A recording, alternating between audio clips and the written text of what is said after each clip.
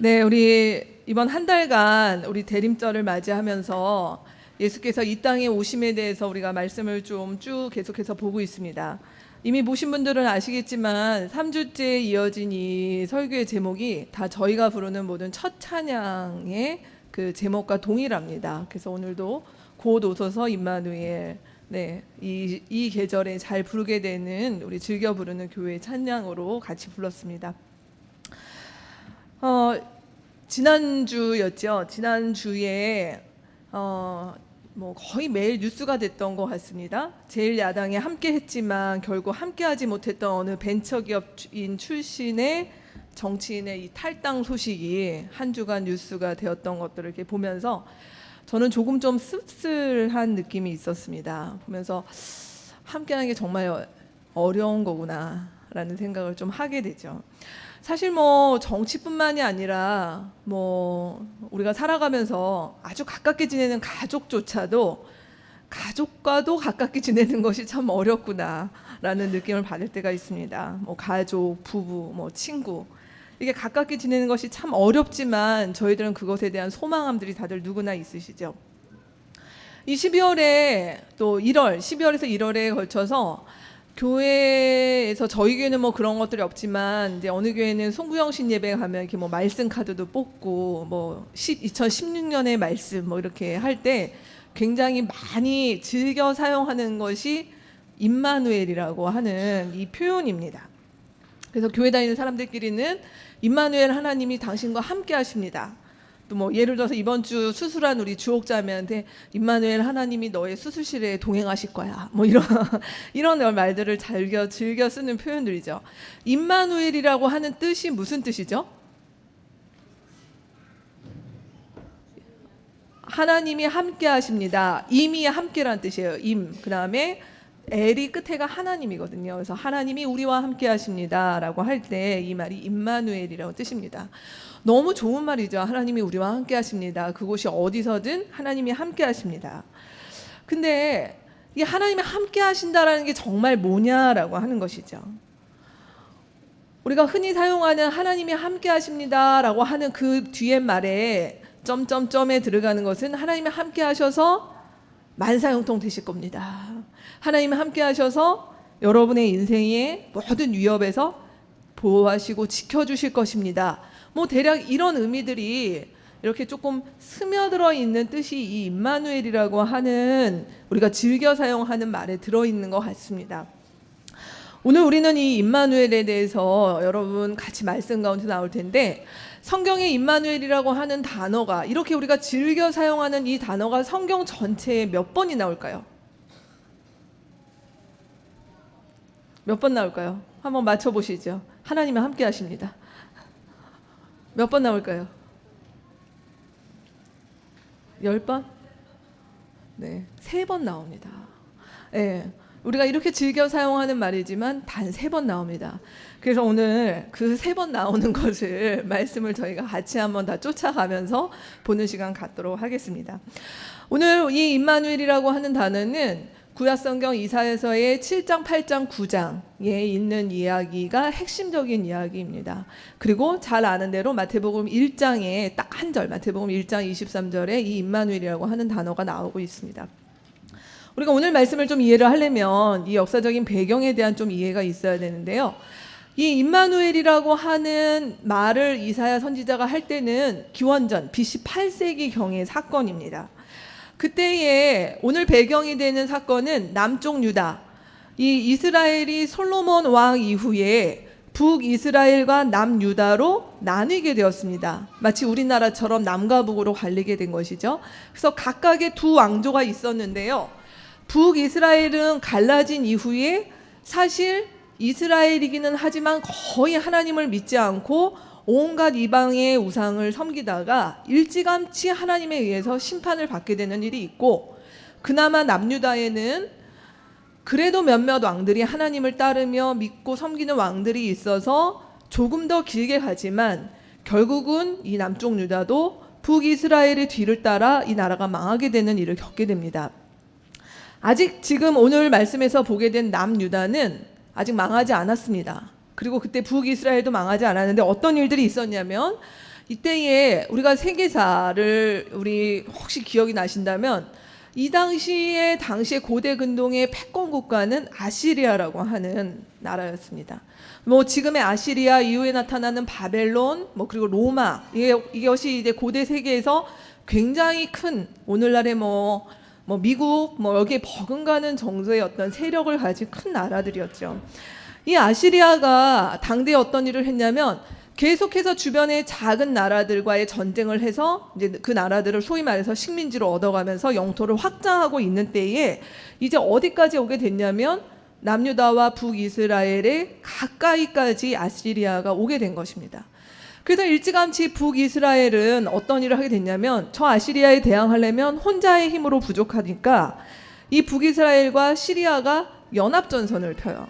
그래서 두 나라가 동맹을 맺고 이 아시리아에 대항을 하려고 하는데 그때 북이스라엘의 왕이 이 남유다의 오늘 나오는 주인공인 아하스 왕에게 같이 하자라고 얘기를 합니다. 같이 제안을 하자. 근데 아하스는 이것을 거절할 뿐만이 아니라 이것을 거절하게 된다는 것은 곧 북이스라엘이 자기를 남유다로 침범할 수도 있으니까 오히려 북이스라엘의 소위 말해서 이게 뒤통수를 치는 전략으로 아시리아 임금에게 가서 우리를 도와주세요. 이렇게 얘기를 하는 상황이 벌어지는 것입니다.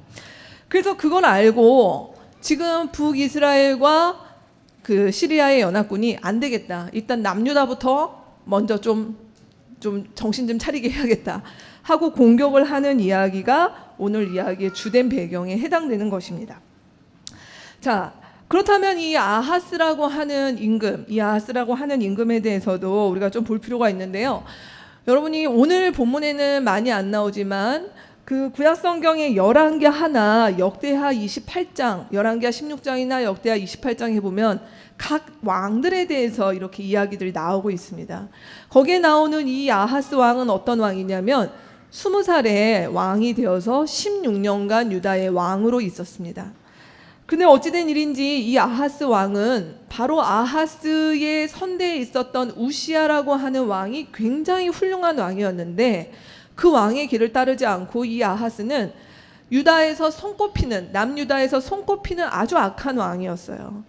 이 왕들에 대해서 악하다라고 얘기할 때는 기본적으로 그 사람이 무슨 이렇게 독재를 했다 이런 것이 아니라 성경이 말하는 것은 하나님과의 관계가 단절돼 있다라고 하는 것을 하나님께서 악하다고 보십니다. 이 아하스는 어떤 사람이었느냐?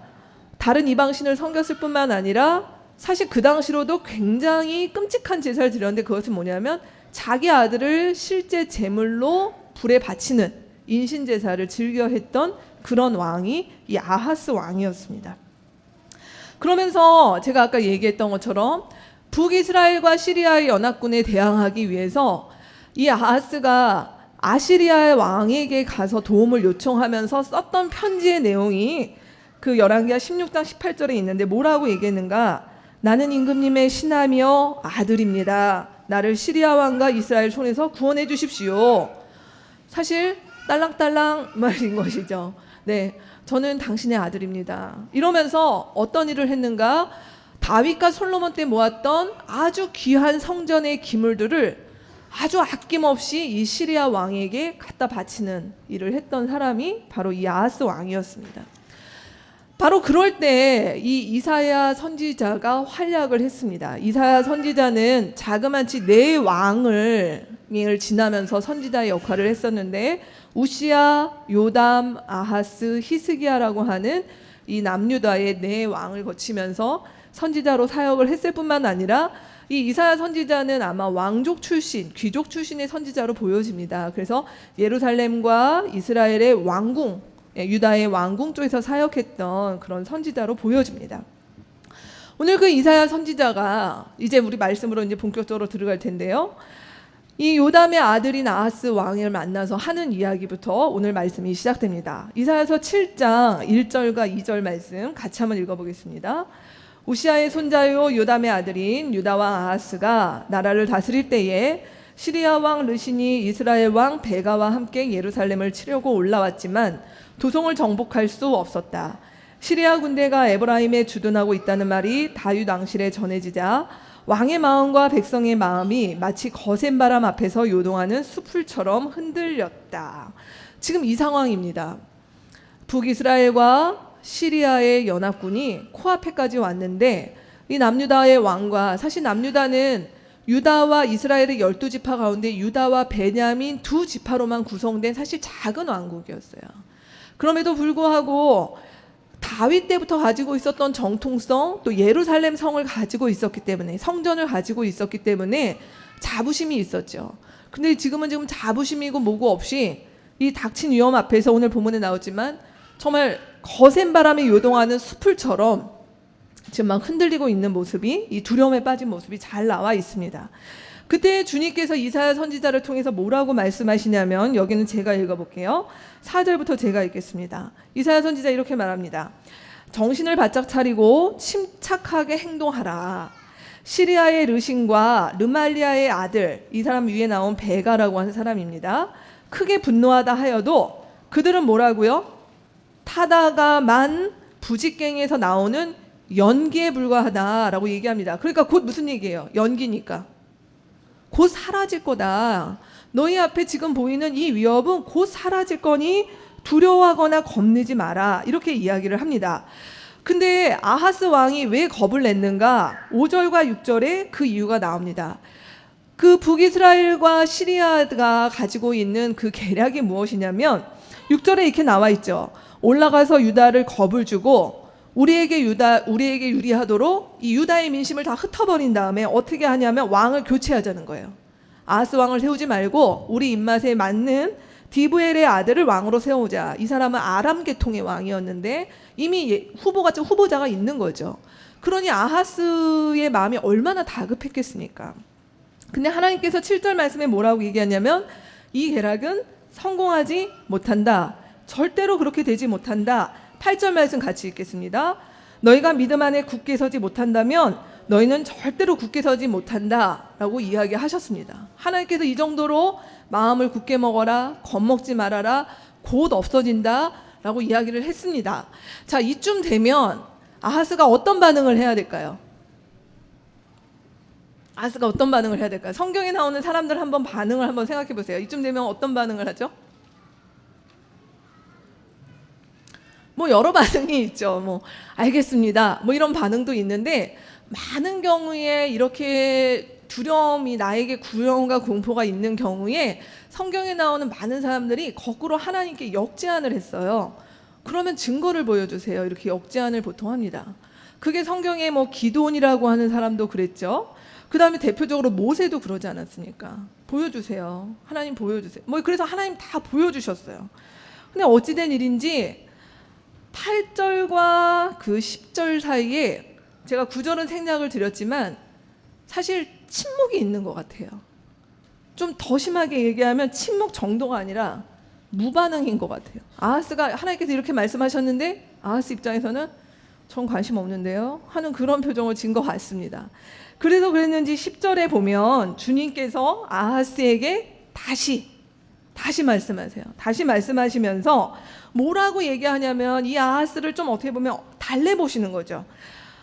너는 너의 주 하나님에게 징조를 보여달라고 부탁을 좀 해봐라. 어떤 징조냐? 저 깊은 수월에 있는 것이든 저 위 높은 곳에 있는 것이든 무엇이든지 보여달라고 해봐라. 이게 무슨 말이냐면 하나님 앞에 너가 지진을 보여주세요. 하나님 무슨 뭐 이게 천재지변을 보여주세요. 그러면 내가 그거라도 보여줄게. 네가 그렇게 못 믿으면 내가 그거라도 보여줄게. 하나님께서 지금 아하스에게 이사야를 통해서 이렇게 제안을 하신 거예요. 근데 12절에 보면 아하스가 뭐라고 얘기합니까? 아닙니다. 저는 징조를 구하지도 않고 주님을 시험하지도 않겠습니다. 와, 정말 믿음 좋아 보이죠? 와, 얼마나 믿음이 크면 지금 이런 상황 앞에서도 본인이 굉장히 부들부들 떴을 텐데 이렇게 표현을 할까 싶은데 사실 아하스의 이러한 말들은 굉장히 지금 믿음이 좋고 그가 용기가 많아서 이런 말을 한 것이 아닙니다. 아하스가 지금 이렇게 쓴 말은 나는 하나님을 시험하지 않겠습니다 라고 하는 말은 우리 구약성경 모세오경에 보면은 주 너의 하나님을 시험하지 말라라고 하는 말이 있어요. 아하스가 한 말은 틀린 말은 아니에요. 저는 하나님 시험할 생각 없습니다 라고 하는 말은 맞는 말입니다. 근데 역대기하나 열왕기하의 말씀을 이렇게 같이 보게 되면 사실은 아하스가 굉장히 큰 믿음을 소유한 것처럼 보이지만 실상은 이것은 하나님께서 하신 제안과 하나님께서 하신 말씀에 대한 거부와 거절이에요. 왜 그랬는가라고 하는 것이죠. 왜 그랬을까? 사실 아하스 왕은 이 하나님을 믿는 야훼 신앙, 여호와를 섬기는 이 신앙이 뼛속 깊은 집안에서 자란 사람이죠. 그에게 예루살렘 성전에서 제사를 드리고 하나님의 율법을 알고 듣고 하는 것들은 그가 어려서부터 굉장히 익숙하게 배웠던 일입니다. 그럼에도 불구하고 그에게 이 신앙이라고 하는 것은 그저 전통, 관습 내지는 종교 행위라고 하는 것이고, 이제 그에게 있어서는 왜 이런 것들을 거부하는가, 이런 얘기인 것이죠. 하나님이 이런 상황에서 그런 제안을 하시는 거는 해당 사항이 없습니다. 지금 이런 상황에서는 제가 하나님을 믿고 이렇게 가만히 있으라고 하는 제안은 현실성이 없는 거예요. 하나님 세상 물정을 좀 잘 모르시나 본데 그런 걸로 지금 해야 될 때가 아닙니다 라고 표현하는 것과 마찬가지인 것입니다. 왜냐하면 아하스는 일개 개인이 아니죠.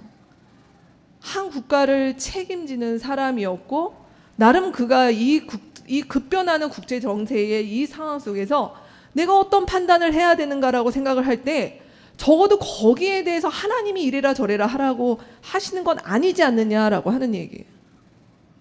이것은 엄연히 정치의 문제요, 이것은 엄연히 국가 권력의 문제요 라고 하는 것이지, 내가 하나님을 믿는 신앙과 이것은 별개의 문제가 아닙니까 라고 얘기하는 것이죠. 그리고 더 나아가 이런 마음도 있는 것이죠. 만약에 하나님께서 징조를 보여라고 했는데 보여주셨어요. 그럼 아하스는 어떻게 해야 되죠? 따라가야 되잖아요. 그렇게까지 했는데. 근데 아하스로서는 별로 그러고 싶지 않은 마음입니다. 그렇기 때문에 사실 오늘 본문과 제가 아까 얘기 드렸던 역대하나 열왕기를 같이 보라고 말씀드리는 게, 거기에 말씀해 보시면 이 아하스 왕은 이런 상황이 왔을 때 재빠르게 내가 아수르라고 하는, 그래 나를 위협하는 북이스라엘, 시리아, 너희는 아무것도 아니야. 나한테는 확실한 힘이 있어. 나에게는 확실한 우군이 있어. 그건 누구냐? 아시리아야. 나는 아시리아와 나의 커넥션이 있어. 지금 이러한 자세로 나아가고 있었다라고 하는 것입니다. 그때 하나님께서 이사야를 통해 이런 아하스의 마음을 아시고 다시 말씀을 하십니다. 그 얘기가 바로 이제 임마누엘이라고 하는 이야기가 본격적으로 나오는데요. 13절 말씀에 무엇이라고 얘기하는가? 하나님께서 이렇게 말씀하십니다. 다윗 왕실은 들으십시오. 이 아하스는 다윗 왕실의 출신의 왕이죠. 다윗 왕실은 백성의 인내를 시험하는 것으로도 부족하여, 왜냐, 아하스 때 인신제사가 있었고 온갖 일들이 있었고 성전의 기물을 갖다가 막 외국에 아무데나 주고 하는 일들이 있는 것들이 이미 백성을 시험 들게 하는 일들인데, 이제 하나님의 인내까지 시험해야 하겠습니까? 그러면서 이야기합니다. 그러므로 주님께서 친히 다윗 왕실에 한 징조를 주셨습니다. 보십시오. 처녀가 잉태하여 아들을 낳습니다. 이 처녀는 성경의 원문에는 젊은 여자입니다. 젊은 여자로 번역을 하면 좋겠어요. 젊은 여자가 잉태하여 아들을 낳을 것인데 그가 그의 이름을 임마누엘이라 할 것입니다. 사실 14절 본문은 굉장히 학자들 간의 의견이 분분해요. 이 젊은 여자가 누구냐? 그럼 임마누엘은 누구냐? 그래서 어떤 학자들은 이 젊은 여자에 대해서 이 젊은 여자가 아하스의 아내다. 이 젊은 여자가 이사야의 아내다. 그렇기 때문에 이 임마누엘은 누군가? 아하스에게서 태어날 아들이다. 그래서 어떤 사람은 히스기야, 또 어떤 이들은 이사야의 둘째 아들이다. 이렇게도 보기도 합니다. 저는 이 이사야서를 공부하면서 김혜권 교수님이라고 제가 참 좋아하는 교수님 계시는데, 그분이 이 임마누엘 그리고 이 여인을 이사야의 아내로 보시는데, 저도 말씀 가운데 봐서 저는 이사야의 아내로 보게 됩니다. 여기 본문에 나오는 말씀은, 보라, 이 왕가에, 이 왕실이, 지금 이 아이는 저 멀리 어디선가 태어나는 아이가 아니라 이 왕실과 왕가에서 다 알 수 있는 한 여인에 의해서 아이가 태어나는데, 그 아이 이름이 뭐라고요? 임마누엘이라는 거예요. 그러니까 지금 말씀의 핵심은 임마누엘이 누구냐가 중요한 것이 아니라 그 다음 말씀이 중요해요. 그 다음 말씀이 뭐냐? 임마누엘이라는 아이가 15절 말씀, 잘못된 것을 거절하고 옳은 것을 선택할 나이가 되었을 때, 요건 여러분 밑줄 한번 쳐보십시오. 이 말씀은 무슨 이야기냐면 성경의 배경에서 한 남자아이가 잘못된 것을 거절하고 옳은 것을 선택할 나이, 소위 옳고 그름을 분별하는 나이를 12살로 잡아요. 12살. 그래서 이 12살이 되면 이 아이들은 성전에 이제 나가기 시작합니다. 성전에 예배에 나갈 수 있어요. 예수님께서 우리 기록에 보면 왜 성전에 가셔서 제사장들과 논쟁을 하셨던 때가 있었죠. 그게 몇 살이죠? 그게 12살이에요. 그래서 요 나이가, 그 임마누엘이라고 하는 아이가 한 12살쯤 되었을 때에 그 아이는 뭘 먹는다고요? 버터와 꿀을 먹게 될 것입니다. 버터와 꿀은 왕가의 음식입니다. 귀족들의 음식입니다. 즉 무슨 얘기죠? 한 10년에서 12년의 시간이 앞으로 지나는데 그때에 당신의 왕가가 무너지지 않는다는 거예요. 그때 여전히 그 임마누엘이라는 아이는 뭘 하고 있는가? 버터와 꿀을 먹을 정도로 괜찮다라고 하는 얘기를 하고 있는 것입니다. 그러면서 16절에 보면 더 확실한 말씀을 주시는데 뭐라 그러냐면 그 아이가 그 잘못된 것을 거절하고 옳은 것을 선택할 나이가 되기 전, 그러니까 12살이 되기 전에 임금님께서 미워하시는 저 두 왕이 어떻게 된다고요? 황무지가 된다라고 얘기하는 것입니다.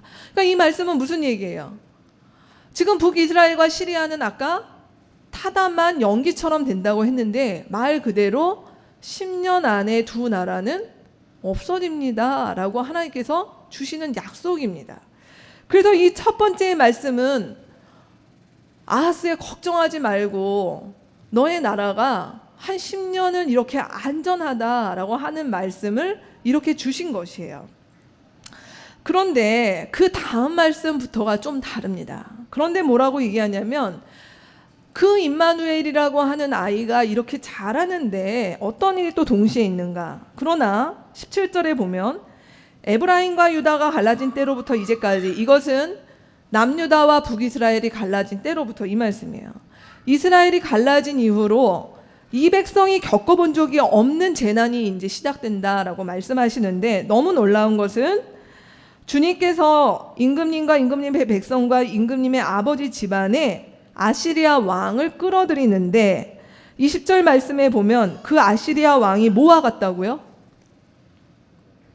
면도칼 같다라는 거예요. 지금 아하스는 내가 정말로 이 아시리아 왕과 함께하는 것이 얼마나 든든했는데 하나님께서 뭐라고 얘기하시냐면 그 아시리아 왕이 면도칼 같아서 당신의 머리털, 발털, 수염을 밀어버린다 이렇게 얘기하셨어요. 이스라엘의 남자들은 이 몸에 털을 이렇게 함부로 밀지 않습니다. 근데 성경에 보면 곳곳에 뭐 이게 어떤 것이 나가냐면 어디 가서 이스라엘의 장로들이 뭐 털이 뽑혀서 왔다. 이 말은 어떤 것이냐면 수치와 모욕을 당할 대로 당했다라고 하는 표현이 그 말이에요. 그러면 지금 무슨 말씀하시는 거예요? 너가 그토록 믿고 너의 정말로 우군이요 우방인 줄 알았던 그 아시리아 때문에 너는 이전에 겪어보지 못했던 큰 수치와 모욕을 당하게 될 것이다 라고 얘기합니다. 그러면서 이어서 23절 말씀에 뭐라고 얘기하냐면 그때는 천냥값이 되는 1000그루의 포도나무가 있던 곳, 포도나무 한 그루 굉장히 비싸다는 얘기예요. 포도나무가 있다는 얘기는 뭐가 될까요? 포도나무가 있고 거기서 포도가 나오고 포도주를 따고 이것은 이스라엘이 가장 번성하고 잘 나가던 시절을 의미하는 그림이에요. 근데 그런 포도원을 이제는 그렇게 할 수가 없어요. 그 비싼 포도원이 뭐가 됐는가? 찔레나무, 가시나무, 잡초밭이 되었다라는 얘기입니다. 그런데도 불구하고 그 잡초밭이 되었는데 나가지 못해요. 왜요? 아수르의 그 세력에 무서워서 그렇게 되고 이제는 어떻게 되는가? 그냥 그곳에 기르던 소나 양이나 내보내면서 하는 그런 시절로 더 이상의 평화와 번영이 이제 내리막길을 걷는, 분명히 그때에 아직까지 버터를 먹을 수 있고 하는 때가 있지만 그러나 너의 평화와 번영이 내리막길을 걸어가는 때가 되고 있다라고 얘기하시는 거예요. 그렇기 때문에 두 번째 메시지는 뭔가요? 하나님께서 임마누엘을 통해서 너에게 안전을 책임져 주시지만 동시에 어떤 일이 시작되냐면 징계가 시작되었다라고 하나님께서 말씀하고 계시는 것입니다. 그게 임마누엘이다라고 얘기하는 것입니다. 신기하죠? 이 임마누엘 두 얼굴이 있습니다. 하나님의 안전, 그러면서도 동시에 하나님께서 징계하신다라고 하는 얘기를 지금 임마누엘에 담아두셨다라는 얘기입니다. 자, 그러면 이제 또 나아가 보겠습니다. 이제 두 번째 나오는 이 임마누엘이 이사야서 8장 9절에 나오게 되는데 이 부분을 또 같이 나눠드리겠습니다. 우리 이사야서 8장 5절에서 8절 말씀 같이 한 목소리로 읽어볼까요? 주님께서 또 나에게 말씀하셨다. 나 주가 저 세차게 넘쳐흐르는 유프라테스 강물 곧 아시리아 왕과 그의 모든 위령을 이 백성 위에 뒤덮이게 하겠다. 그때 그 물이 온 셋강을 뒤덮고 둑마다 넘쳐서 유다로 밀려들고 소용돌이 치면서 흘러 유다를 휩쓸고 유다의 목에까지 찰 것이다. 임마누엘, 하나님께서 우리와 함께 계신다. 하나님께서 날개를 펼쳐서 이 땅을 보호하신다. 이제 본격적으로 아시리아에 대한 이야기를 말씀을 하시는데 오늘 보면은 아시리아를 지금 뭐에 비교하냐면 세차게 지금 유다 땅으로 들어와서 이 유다 땅을 다 뒤엎은 마치 쓰나미와 같은 그런 아시리아에 지금 밀고 들어오는 것들을 지금 이사야가 그리고 있습니다. 근데 맨 마지막 절에 보면 8절에 보면 임마누엘 하나님이 우리와 함께 하신다. 하나님이 이 땅을 보호하신다. 이렇게 표현하고 있어요. 이걸 어떻게 해석해야 될까요? 아시리아가 밀려오는데 하나님이 우리를 보호하신다. 이거입니까? 이걸 어떻게 그렇게 해야 될까요? 만약 우리가 이 본문을 가지고 아침에 큐티나 묵상을 하신다면 그냥 우리는 그렇게 할 수 있어요. 아시리아가 이렇게 밀려오지만 하나님께서 나의 삶의 주변에 많은 위협이 있지만 하나님 나를 보호하신대. 아멘. 이거 틀린 것입니다. 오늘 이 말씀에서 임마누엘 하나님이 함께 하신다, 이 땅을 보호하신다의 그 보호는 앞에 나와 있는 5절에서 7절 상황을 보호라고 보는 거예요. 즉 무슨 얘기죠? 하나님이 우리를 공격하시고 아시리아를 통해서 우리가 침략을 받고 그 징계와 심판을 받는 것을 보호하신다라고 표현하신 거라고요. 사실 우리가 원치 않는 보호죠. 근데 하나님의 임마누엘이라고 하는 하나님이 함께 하심이라고 하는 의미는 아시리아의 침략과 징계와 심판이 그분의 보호다라고 이야기하고 있습니다. 이상합니다. 이게 뭔 말일까요? 이런 보호는 우리가 사실 받고 싶지 않은 보호인데 지금 이걸 보호라고 얘기하시는 거예요. 와서 우리를 공격하는데 하나님이 너를 보호하신대. 굉장히 괴로운 상황이죠. 조금 더 말씀을 보겠습니다. 9절에서 10절 말씀입니다. 9절에서 10절 말씀에 보면 이제 이사야 선지자를 통해서 뭐라고 얘기하냐면 너희 민족들아 어디 전쟁의 함성을 질러보아라. 패망하고 말 것이다. 먼 나라에서 온 민족들아 귀를 기울여 보아라. 싸울 준비를 하여라. 마침내 패망하고 말 것이다. 마침내 패망하고 말 것이다. 10절 전략을 세워라. 그러나 마침내 실패하고 말 것이다. 계획을 말해보아라. 마침내 이루지 못할 것이다. 하나님께서 우리와 함께 계시기 때문이다. 마지막에 또 임마누엘이 나왔습니다. 자, 오늘 9절과 10절의 말씀에 너희 민족들아, 이건 어디를 이야기하고 있냐면 지금 아주 가깝게는 이 구약에 나오는 선지자들의 예언은 아주 정확하지 않고 마치 이렇게 우리가 먼 산이 이렇게 우리 지리산 이렇게 그림 같은 걸 보시면 산이 이렇게 있는 그림 보이시나요? 그런 그림. 그 산이 마치 가까이 있는 것처럼 보여도 저 뒤에 있는 산과 앞산의 간격은 굉장히 넓은데 오늘 여기서 선지자는 이 모든 것들을 이렇게 동시에 보고 있는 것입니다. 그래서 지금 여기서 말하는 너희 민족들아라고 얘기했을 때 이 민족들은 당장 유다를 공격하는 가깝게는 북이스라엘과 시리아를 이야기해요. 하지만 이 말씀에서 또 궁쪽으로 바라보는 이 유다를 공격하고 있는 이 민족은 또 아시리아를 이야기하기도 합니다. 또 뭐 더 확대하면 계속해서 하나님의 백성을 공격하는 무리들을 이야기합니다. 오늘 말씀에서 뭐라고 얘기하냐면 하나님의 백성을 공격하는 그 오늘 본문에서 말하는 지금 북이스라엘, 시리아, 아시리아 이들의 계획도 어떻게 될 것이냐면 결국은 패망하고 말 것이다. 왜냐하면 하나님이 함께 하시기 때문이다 라고 이야기하고 있습니다. 왔다 갔다 하시죠. 자, 퀴즈 하나 내볼까요?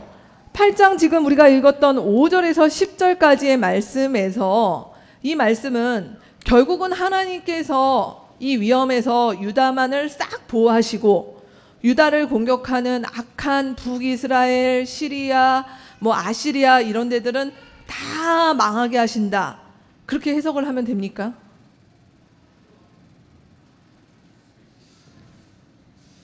제가 지금 어떤 얘기 하시는지 아시죠? 네. 우리는 이 말씀을 보면 제가 지금 이렇게 질문을 드린 거는 네, 그러시면 안 되겠죠. 아니요. 이렇게 보통 나오게 되는데 지금 여기에 말씀들에서는 하나님 무슨 얘기 하시는 거냐면 다른 나라들은 모두 하나님께서 다 심판하시고 결국은 유다가 뭘 하든지 유다를 보호해 주실 거야. 말씀은 이렇게 이야기하고 있지 않다는 것이에요. 그냥 우리는 말씀을 그렇게 보는 게 편한데 오늘 말씀은 뭐라고 얘기하는가? 먼저 앞부분에 유다도 하나님의 심판 가운데, 징계 가운데 있어요. 그것도 임마누엘이에요. 그뿐만이 아니라 그 유다를 공격했던 자들도 결국은 영원하지 못할 것은 하나님께서 그들 역시 하나님의 심판 가운데 두시기 때문에 그들도 패망하게 되는데 그 역시 임마누엘이다 라고 표현하고 있다는 것입니다. 이게 뭐냐? 좀 헷갈립니다. 이게 뭘까라는 것입니다. 이제 여러분의 궁금증을 우리 뒷부분에 몰아서 우리 한 번에 정리를 하고 그 사이에 우리 말씀 조금 더 나아가도록 하겠습니다. 이제 이사야서는 지금 이 어려운 말씀을 이렇게 하면서 하나님에 대해서 지금 유다 왕과 유다 백성에게 뭐라고 얘기하냐면 13절에서 14절 말씀에 이렇게 표현하고 있습니다. 여기 같이 한번 읽어보겠습니다. 그분만이 너희가 두려워할 분이시고 그분만이 너희가 무서워할 분이시다. 그는 성소도 되시지만 이스라엘의 두 집안에게는 거치는 돌도 되시고 걸리는 바위도 되시며 예루살렘 주민에게는 함정과 올가미도 되신다. 많은 사람이 거기에 걸려서 넘어지고 다치며 덫에 걸리듯이 걸리고 사로잡힐 것이다. 지금 말씀에 뭐라고 얘기합니까? 하나님 분명히 임마누엘이시다. 그렇기 때문에 그분이 성소가 되셔요. 함께 계셔요. 우리 예배를 받으세요. 근데 뭐라고 얘기하죠? 이스라엘의 두 집안, 북이스라엘과 남유다 모두에게 하나님은 동시에 뭐가 되실 수 있어요? 거치는 돌, 걸리는 바위, 함정, 올가미, 덫. 우리 지난주에 좀 나왔던 말씀입니다. 하나님이 이러실 수 있다는 것이에요.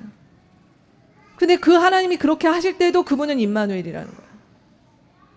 그분이 그렇게 하실 때도 그렇기 때문에 우리는 그분만을 두려워할 수밖에 없노라 라고 이야기하고 있는 것입니다. 그러기에 이제 17절에서 18절 말씀은 이사야의 고백입니다. 나는 이런 하나님을 알고 지금 이 어지러운 아하스 왕가와 이 유다 땅을 향해서 선언하는데 너희 가운데 이러한 자들이 있었으면 좋겠다. 그리고 나는 이렇게 이 길을 가겠다라고 얘기합니다. 사실 이사야서 말씀 오늘 본문 중에 제가 너무 좋아하는 본문이고 또 이것이 어떤 가정들에게는 이게 뭐라고 할까요? 이렇게 우리 가정에 주시는 어떤 말씀 이렇게 받아도 너무 좋은 말씀인 것 같습니다. 같이 한번 읽어보겠습니다. 주님께서 비록 야곱의 집에서 얼굴을 돌리셔도 나는 주님을 기다리겠다. 나는 주님을 의지하겠다. 내가 여기에 있고 주님께서 나에게 주신 이 아들이 여기에 있다. 나와 아이들은 시온산에 계시는 만군의 주님께서 이스라엘에게 보여주시는 살아있는 징조와 예표다. 이사야의 결심이 무엇입니까? 이사야의 의지가 무엇입니까? 하나님께서 지금 굉장히 우리가 기대하지 않았던 임마누엘로 계신다 하더라도 나와 우리의 집안, 우리의 아이들은 이 속에서도 주님을 기다리겠다. 내가 이 속에서도 주님을 의지하겠다. 그리고 내가 주님을 의지하고 기다리는 것이 나와 우리의 아이들이 바로 그 징조와 예표되는 삶을 내가 그 증거물이 되는 삶을 내가 살겠노라 라고 이야기하고 있는 말씀인 것입니다. 놀랍죠? 근데 이러한 말씀과 상관없이 19절에서 20절 말씀에 보면 이 아하스 왕 당대에, 이사야가 예언하던 당대에 있었던 사회 상황은 어떤 것인가? 19절에서 20절, 21절 말씀, 22절 말씀에 보면 이렇게 나와 있습니다. 사람들은 이렇게 지금 너무 어지럽죠. 밖에서는 외부에서의 공격이 있고 여러 가지 먹고 살기 지금 너무 어렵습니다. 그래서 사람들이 이렇게 합니다. 속살거리며 중얼거리는 신접한 자와 무당에게 가서 물어보아라. 이제 우리가 어떻게 될까? 오늘날로 얘기하면 신년 운세 보고 뭐 이런 거예요. 내년에 어떻게 될까? 내년에 우리가 뭘 피할까? 이런 것들을 알아봅니다. 그러면서 어느 백성이든지 자기들에게 신에게 물어보는 것은 당연한데 산자의 문제에 대해서 교훈을 받으려면 죽은 자에게 물어보아야 한다. 예, 오늘날도 얼마나 이런 산업이 여전히 번성합니까? 이런 첨단 문명의 시대를 걸어가는데도 최근에 신내리신 분들의 현수막이 곳곳에 붙어 있지 않습니까? 요즘엔 그게 붙어 있더라고요. 얼마 전에 신내렸다고. 이렇게. 그런 분들이 지금 이런 것들을 얘기해 주시는 거죠. 그러면서 이렇게 말하는 자들에게 뭐라고 얘기하냐? 결코 동뜨는 것을 못 볼 것이다. 그러면서 그들은 자기들이 무엇인가 이렇게 인생을 더 지혜로운 것처럼 인생에 당면할 위기와 어려움들을 미리 피하는 것처럼 그렇지만 21절, 22절 같이 한번 읽어보겠습니다. 그들은 괴로움과 굶주림으로 이 땅을 헤맬 것이다. 굶주리고 분노한 나머지 위를 쳐다보며 왕과 신들을 저주할 것이다. 그런 다음에 땅을 내려다보겠지만 보이는 것은 다만 고통과 흑암, 무서운 절망뿐일 것이니 마침내 그들은 짙은 흑암 속에서 떨어져서 빠져나오지 못할 것이다. 무엇이라고 얘기하고 있습니까? 그렇게 살아갈수록 그 시대가 어두울수록 많은 사람들이 각각 자기의 어떤 위협과 당면한 것들을 풀기 위해서 온갖 일을 할수록 하늘을 쳐다봐도 답이 없고 땅을 쳐다봐도 더 절망이 깊어지는 세상밖에 안 될 것이다.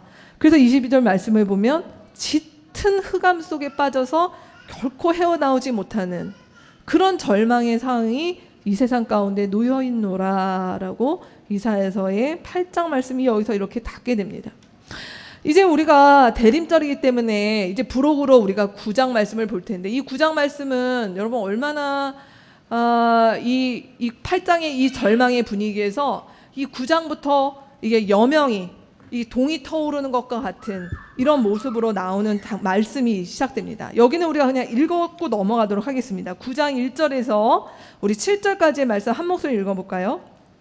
어둠 속에서 고통받던 백성에게서 어둠이 거칠 날이 온다.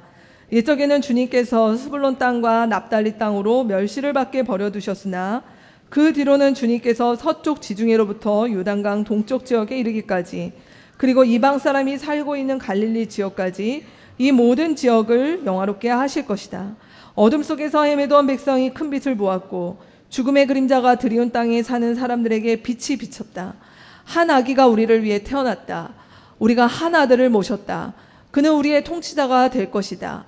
그의 이름은 놀라우신 좋은 자, 전능하신 하나님, 영존하시는 아버지, 평화의 왕이라고 불릴 것이다. 그의 왕권은 점점 더 커지고 나라의 평화도 끝없이 이어질 것이다. 그가 다윗의 보좌와 왕국 위에 앉아서 이제부터 영원히 공평과 정의로 그 나라를 굳게 세울 것이다. 만군의 주님의 열심히 이것을 반드시 이루실 것이다.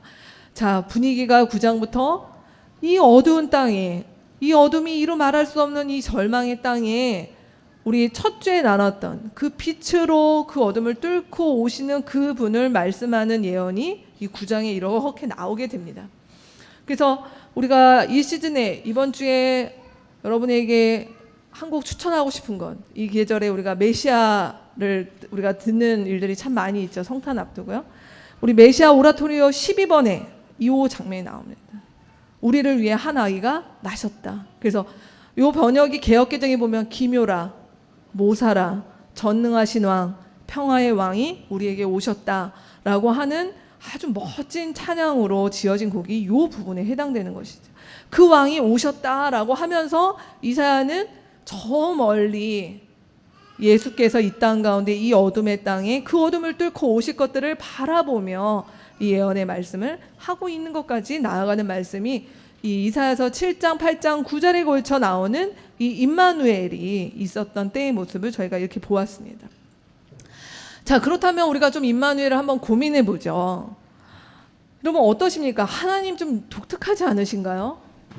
임마누엘이면 임마누엘을 확실하게 얘기를 좋은 걸로만 하시면 좋을 텐데 막 징계를 하시고 심판을 하시는데 나는 임마누엘이야 이렇게 얘기하시면 좀 화나잖아요. 하나님 이중인격이신가요? 다중인격이신가요? 그렇지 않으시죠. 우리가 아는 하나님은.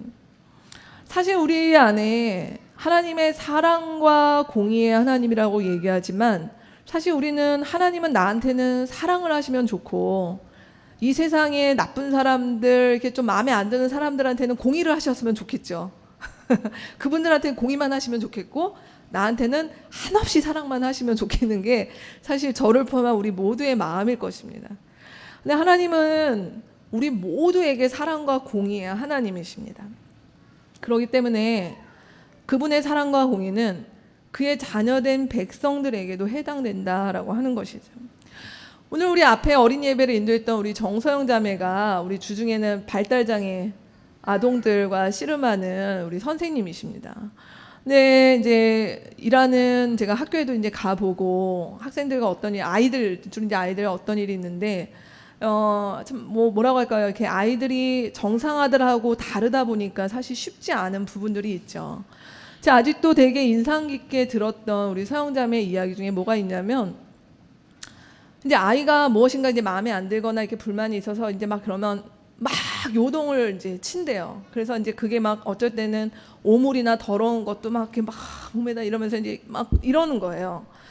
그럴 때 서영자매가 어떻게 하냐면 그 아이가 이제 통제가 안 되고 아이를 어떻게든 진정을 시켜야 되니까 저 작은 몸으로 아이를 확 잡고 이 아이가 몇 분이라도 한 10분, 20분 걸리더라도 진정이 될 때까지 그 아이를 힘으로 잡는 거예요. 그래서 그 아이가 좀 가라앉을 때에 이제 그 다음에 아이에게 필요한 어떤 것들을 가게 된다라고 얘기를 합니다. 여러분 오늘 우리가 기억해야 될 임마누엘이 사실 이런 모습인 거예요. 우리 아이들을 여기 많은 부모님들이 계시는데 우리가 아이들과 함께 합니다. 우리 특히 어린 시절에 우리의 부모의 역할은 아이와 함께 하는 것이죠. 근데 그 아이와 함께 하는 것을 어떻게 하죠? 아이가 뭘 해도 괜찮아가 함께 하는 거냐라는 것이에요. 아이가 해서는 안 되는 일, 예를 들어 다른 사람 때리고 나쁜 말을 하고 무엇인가 해서는 안 되는 일을 하지만 엄마는 너랑 함께 해 괜찮아. 이것은 좋은 훈육이 아닌 것이죠. 그때 우리가 해야 될 훈육은 무엇입니까? 잡아줘야 되는 것이죠. 교정해줘야 되는 것이죠. 그것이 틀렸다는 것을 알려줘야 되는 것이죠. 너가 해서는 안 되는 선이 있고 네가 존중해야 될 것이 있어라고 하는 것들을 알아듣도록 걔를 억제해야 되는 것들이 부모의 올바른 훈육인 것입니다. 하나님께서 지금 이스라엘에게 보시는 모습이 그와 같습니다. 아하스로 대표되는 이 유다, 그의 백성이 하나님께서 얘기하셨음에도 불구하고 고집을 피우고 그의 교만으로 살아가고 그가 아닌 것을 말려줌에도 불구하고 자기의 판단과 이것을 의지한 채 막 나갔을 때 부모된 우리도 그런 것들을 보면서 그래 괜찮아 라고 얘기할 수 없는데 하물며 우리의 아버지 되신 하나님께서 그런 일들을 보시면 어떻게 하셔야 되는 것이에요? 잡아주셔야 돼요. 꽉 잡아서 너 그렇게 하면 안 돼. 그것이 때로는 고통이 수반되고 때로는 힘들고 때로는 그것이 그 아하스와 그의 백성들을 아프게 하는 일이 됐다 하더라도 하나님께서 그들을 잡아주시는 것이 임마누엘이다라고 하는 것입니다. 이것이 하나님께서 알려주시는, 내가 그들에게 그러기 때문에 덫이 되고 그들에게 올가미가 되고 하는 것은 그들을 어떻게든지 이 땅에서 소멸해 버리려고 하는 그런 것이 아니라 하나님께서 교정해 주시고 바로 잡아 주시려고 하는 그분의 사랑의 다른 표현, 그분의 임마누엘의 표현이 그거다라고 지금 말씀하고 있는 것입니다. 자, 그렇다면 이제 마지막으로 우리 세 번째 임마누엘로 그가에서 넘어가 보겠습니다. 세 번째 임마누엘은 여러분 잘 아시는 마태복음 1장에 나와 있습니다. 마태복음 1장에는 예수님의 족보가 나와 있는데요. 마태복음 1장 예수님의 족보에 보면 9절 말씀에 여러분이 익숙한 왕들이 나와 있습니다. 우시야, 요담, 아하스, 히스기야. 이제 기억 좀 하시겠습니까? 아하스 하면은 아하스가 어떤 사람인지 이제 족보를 읽을 때 좀 기억이 나셔야 돼요. 아, 이랬던 왕이지. 근데 하나님께서 어떻게 하신 거예요? 야, 니네 마음에 안 든다. 난 딴 데서 나야겠다. 이렇게 하지 않으시고 이렇게 말 안 들었던 자들 속에서 누가 오셨냐면 16절에 보면 그 집안에서 예수께서 오셨다라고 얘기하십니다. 예수께서 오셨습니다. 그래서 그분의 임마누엘은 자기 백성을 포기한 적이 없이 그렇게 오신 임마누엘이었습니다. 그러면 그분이 오셔서 무엇을 하셨습니까? 21절, 23절 이거 잘 아는 말씀이죠. 같이 한번 읽겠습니다. 마리아가 아들로 낳을 것이니 너는 그 이름을 예수라고 하여라. 그가 자기 백성을 그들의 죄에서 구원하실 것이다. 이 모든 일이 일어난 것은 주님께서 예언자를 시켜서 이르시기를 보아라 동정녀가 잉태하여 아들을 낳을 것이니 그의 이름을 임마누엘이라 할 것이다 하신 말씀을 이루려고 한 것이다. 주님께서 마리아를 통해 예수를 보내셨습니다. 예수의 다른 이름이 임마누엘이십니다. 그분이 뭐하러 오셨다고요? 죄에서 구원하러 오셨습니다. 이제 우리는 이 죄가 어떤 죄인지 아하스의 일에서 기억하셔야 돼요. 즉 아하스가 살아갔던 그 방식 무엇입니까? 하나님의 보호와 하나님의 다스림을 거부하고 하나님이 아닌 것들을 힘으로 의지하고 하나님이 아닌 것들을 향해서 나아가려고 했던, 결국은 자기가 주인 되었던 그 삶의 방식 가운데 살아서 결국은 어떻게 되었어요? 흑암 가운데 있었던 그 자들을 구원하시러 예수께서 우리 가운데 오셨다라고 이야기하는 것입니다. 그 예수님이 오셔서 임마누엘이시라는 거예요. 같은 이름을 쓰신다는 얘기는 뭘까요? 구약의 그때나 지금이나 하나님 일하는 방식 동일하시다는 거예요. 하나님을 신뢰하고 믿고 따라가는 자들에게 하나님께서 그들에게 그 신뢰와 믿음에 따라서 임마누엘 하십니다. 그러나 여전히 하나님 안에 자기가 백성이라고 하지만 자기의 생각과 그 교만함과 고집 가운데 살아가는 자들에게는 하나님께서 그들을 교정하시려고 임마누엘 하실 것입니다. 그 방식으로 주님은 우리 가운데 오신 그 임마누엘이십니다. 그리고 우리는 오늘도 그 주님을 기대하고 기다리고 있는 것이죠. 자, 그렇다면 이제 우리는 임마누엘을 좀 다르게 봐야겠습니다. 아, 하나님 너와 함께 하셔. 뭘 해도 함께 하셔. 이거 아니라는 얘기입니다. 그렇다면 뭘까요? 하나님은 한 세 가지 모습으로 우리 가운데 임마누엘 하시는 것 같습니다. 첫 번째는 징계의 모습으로 우리에게 임마누엘 하십니다. 오늘 본문에 보면 그게 아하스의 경우로, 유다 백성의 경우였죠. 아하스처럼 아닙니다. 전 징조를 구하지도 않아요. 하나님 이 일은 당신의 영역이 아닙니다. 이건 제가 알아서 하겠습니다. 저는 당신 말고도 눈에 보이는 확실한 힘이 있습니다. 이렇게 나아가는 자들에게 하나님께서는 징계의 임마누엘로 함께 하십니다. 근데 이 징계에 대해서 오늘날 사실 우리 교회 안에 사실 우리가 하나님이 나를 징계하셨어 이런 말 쓰는 사람 드물죠. 별로 듣기 좋은 말은 아니죠. 그렇기 때문에 우리 안에 가지게 되는 오해는 하나님 나랑 함께 하시기 때문에 나는 뭘 해야 돼요? 난 늘 좋은 일이 있고 행복해야 되고 성공해야 되고 우리 아이는 늘 잘 돼야 되는 것이 하나님 함께 하시는 거고, 조금이라도 뭔가 건강이 안 좋아지고 뭔가 이렇게 사업이 안 되고 이렇게 되면은 그때 이제 우리 주변에서 하는 말이 뭐 이런 얘기 듣잖아요. 회개할 거 없어? 회개할 거 없어? 뭐 잘 생각해봐. 하나님 지금 벌 주시고 계시는 거야. 아주 틀린 말은 아닌데 이제 거기에서는 무슨 얘기가 있습니까? 너 이제 약간의 저주와 뭐 이런 어떤 말들이 뉘앙스가 있는 것이죠. 근데 성경은 우리 가운데 징계를 두려워하지 말라고 이야기합니다. 히브리서 12장의 말씀, 혹시 우리 가운데 난 요즘 징계를 받고 있는 것 같아 말씀이 필요하시는 분들은 히브리서 12장을 오래 묵상하시면 좋을 텐데, 히브리서 12장 말씀 같이 한번 읽어보겠습니다. 모든 자녀가 받은 징계를 여러분이 잠시 받는다고 하면 여러분은 사생아이지 참 자녀가 아닙니다. 육신의 아버지는 잠시 동안 자기들의 생각대로 우리를 징계하였지만 하나님께서는 우리를 자기의 거룩하심에 참여하게 하시려고 우리에게 유익이 되도록 징계하십니다. 무릇 징계는 어떤 것이든지 그 당시에는 즐거움이 아니라 괴로움으로 여겨지지만 나중에는 이것으로 훈련받은 사람들에게 정의와 평화로운 열매를 맺게 합니다. 무엇입니까?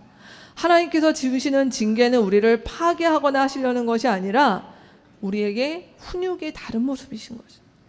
그래서 이 징계가 우리 삶 가운데 없는 사람이 없습니다. 네, 없는 사람이 없습니다. 다 어떤 다른 모습으로든 하나님께서 분명히 우리의 인생을 교정하시고 만들어 가시는 시간들이 있습니다. 그 모습이 하나님께서 보여주시는 그 징계 임마누엘입니다. 그러나 나는 계속해서 반복해서 이 일에서 벗어나지 않는다가 아니라 우리가 더 나아가야 될 모습은 뭘까요? 이런 시간들을 거쳐서 우리 아이들로 이야기를 하면 어렸을 때 그렇게 말을 안 듣고 뭐 이랬지만 조금 지나면 어떻게 돼야 될까요?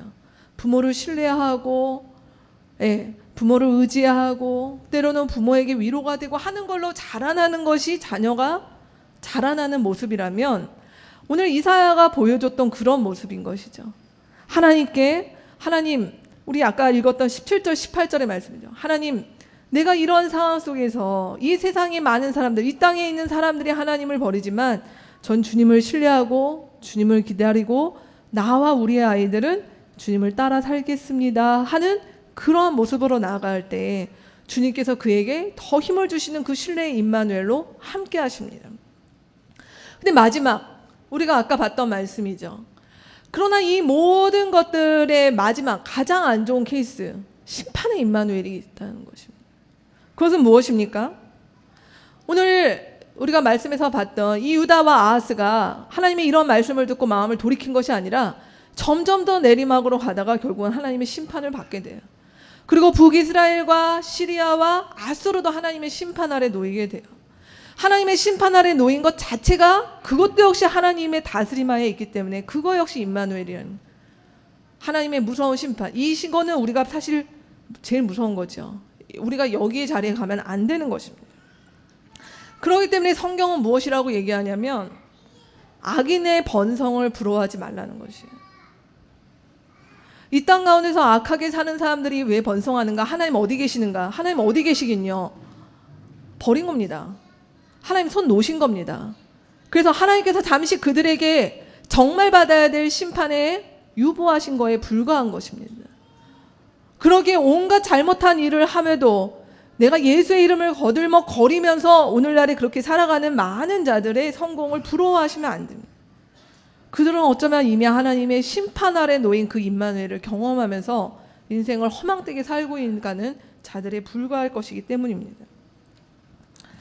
그러기에 이 새 한 해를 마무리하고 예수의 오심을 기다리며 우리가 맞이해야 되는 그 임마누엘, 그 임마누엘은 내가 뭘 해도, 내가 어떤 일을 해도 무조건 만사형통, 그 임마누엘은 거짓입니다.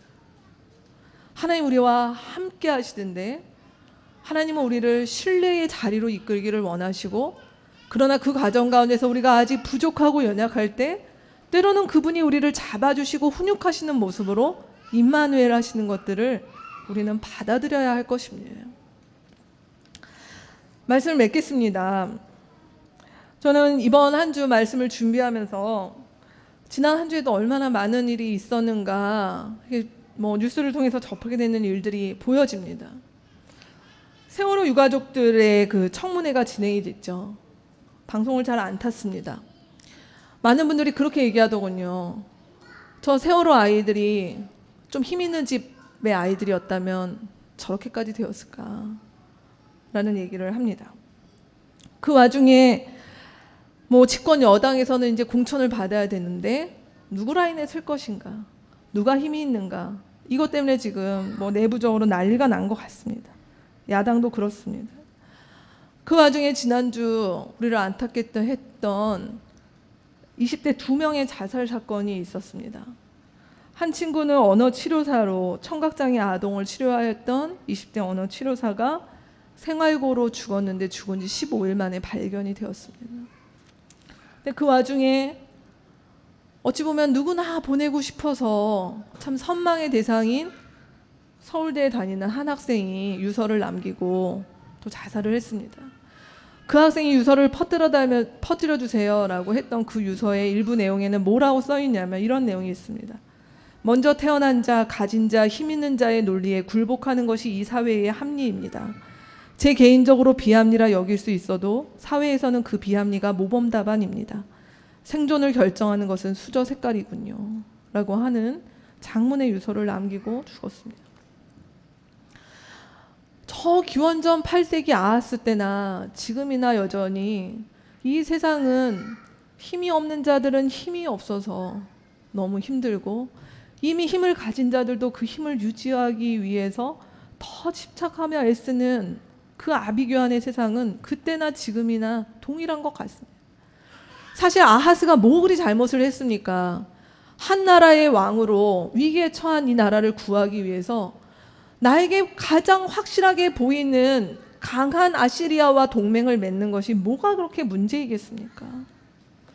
그러나 주님은 무엇이라고 얘기하냐면 그것이 아니다라고 얘기하시는 것입니다. 그 힘은 한때는 힘이 아니다. 그 힘은 잠시 있다 사라질 힘이다.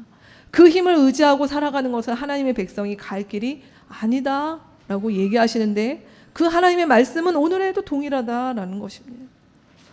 여러분 한 해를 어떻게 보내셨습니까? 또 내년 어떻게 준비하시겠습니까? 이런 세상 속에서 나는 내가 가지고 있는 힘을 더 어떻게든 견고하게 하기 위해서 그렇게 살고 있는 것인지, 내 아이들도 그런 힘에서 이탈되지 않도록 키우기 위해서 우리가 그렇게 살고 있는 것은 혹시 아닌가라는 것입니다. 그리고 거기에 하나님의 임마누엘은 일종의 만능키 부적과 같은 기능으로 우리에게 있는 것은 아니냐라고 하는 것입니다. 오늘 주님은 우리 가운데 말씀하십니다. 그 영원하지 않은 것들에 그만 매달려라. 그리고 나와 동맹하자. 나와 함께하자. 내가 너의 진정한 우방이요. 내가 너의 진정한 힘이요. 내가 너와 함께한다고 하는 것을 언제쯤 믿겠니? 주님 우리 가운데 그렇게 말씀하시는 것입니다. 우리 한 해를 마무리하고 새해를 준비하는 이때에 여러분 어떠한 결의와 결단으로 하나님께 나아가시겠습니까?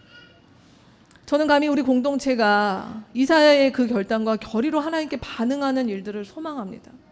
하나님, 나와 우리 가정이, 나와 우리 공동체가 그 임마누엘의 증거가 되기를 원합니다. 그러한 마음으로 한 해를 마무리하고 새해를 갈 수 있도록 주님 함께하여 주십시오. 제가 그렇게 한번 가볼 수 있도록 용기를 주십시오. 그런 마음으로 우리가 새해를 맞이하고 이번 한 주의 성탄을 기대하며 나아가는 저와 여러분 되셨으면 좋겠습니다.